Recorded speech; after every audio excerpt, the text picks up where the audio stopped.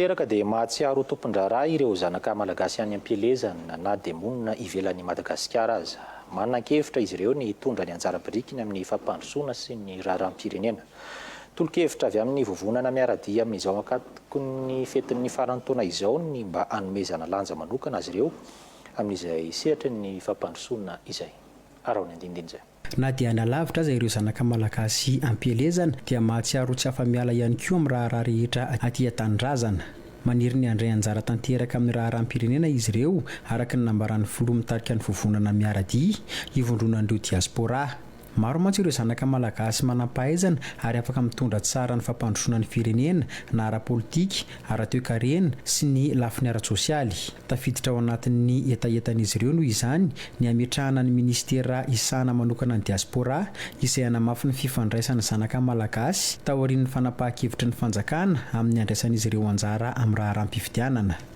Marina fa betsaka ny efa nataonao momba n'izany toy ny forum atao amin'ny CCI Ivato. Toy ihany koa ilay fampanantenana amin'ny fahazoan-dalana mifidy. Fa eto dia maniry koa raha maniry izahay Andriamatoa Filoha ny mba hisiny ny ministera iray manokana misahana ny diaspora izay inonay fa ny fisiny dia voamaika hanamafy ny fandraisana anjaran'ny malagasy monina aty ivelany amin'ny fampandrosoana ny tanindrazana iombonana. Izay dia maniry ihany koa ny hananganana faritra vaovao, faritra fa 420 izay mamaritra ny faritra onenan'ny malagasy rehetra aty ivelany. Ilainy izany mba ametrahana ny diaspora ao anatin'ny vondrom-bahoaka faritra tsinjaram-pahefana izay mandrafitra ny Madagasikara ary koa mba tsy ho tompo-trano miono intsony izany.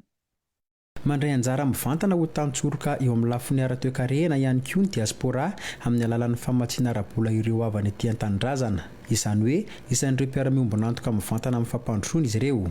Ao an-damosiny fitondram-panjakana ihany koa ny vovonana miaradia amin'ny fanohanana ny ezaka vitan'ny fanjakana.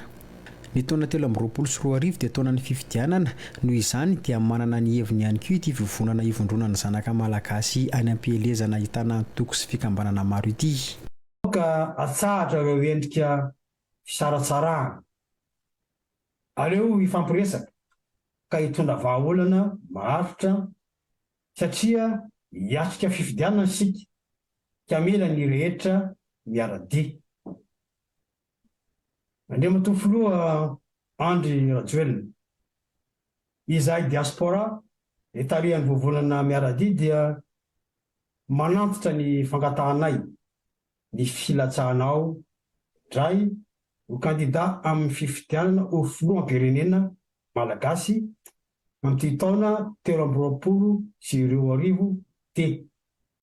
Nahatsiaro manokana ireo olona ny atsimo izay niaran'ny kere sy ny haintany ihany koa ny vovonana miaradia ankoatra ny fanampiana ireo olona traboana vokatry ny lozan'ny fanesy. Isan'ireo asa natao ny fanolorana tafo, fandraisana anjara tamin'ny fanorenana ireo fotodrafitrasa sy ny hafa. Tafiditra ao anatin'ny jeritodiky ny asa vitan'ny fikambanana tamin'ity taona ity izany.